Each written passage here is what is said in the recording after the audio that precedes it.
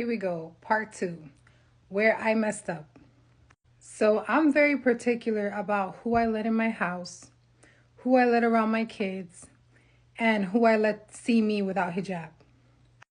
So imagine my surprise when I'm in full-blown labor in my bedroom and I look to my side and there is this stranger in my room, in my house, at my labor.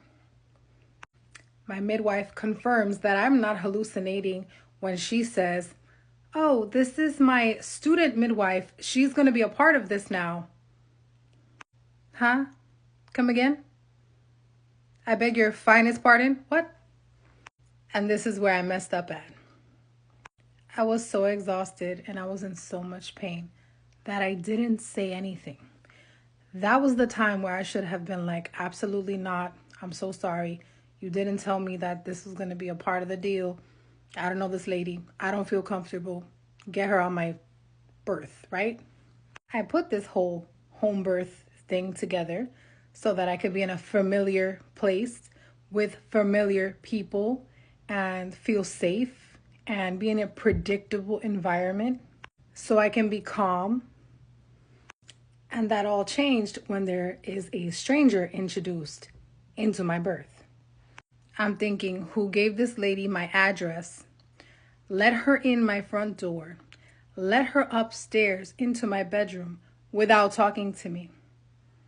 She had an assistant when I gave birth to my son, but it was somebody that I knew that was at my visits, that I let into my house, and that I liked, and I was okay with her being there.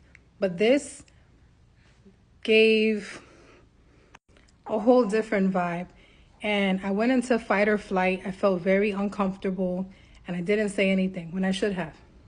When you're having a baby, you need to be having oxytocin flowing through your body for that labor to progress.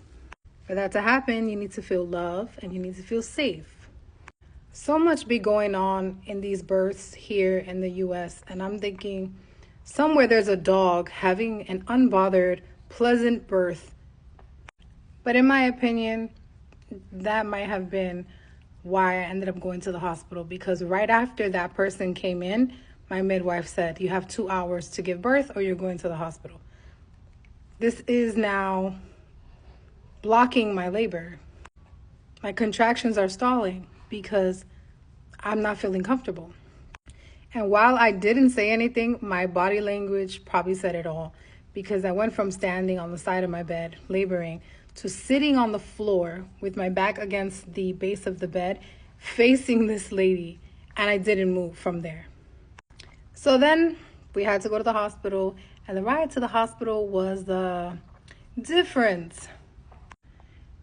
And I think my midwife is a very nice person, and I think she's good at her job, but this was not her finest work. Her GPS ended up taking us to her house instead of the hospital, and a 20-minute ride turned into a 45-minute ride. Luckily, by that point, I didn't care and I didn't want to go to the hospital, so that just prolonged me going to the hospital, and I was happy about that. So for that portion of it, I feel like it was just divine intervention. It also gave me a little bit of time away from everybody to just collect my thoughts and kind of center myself.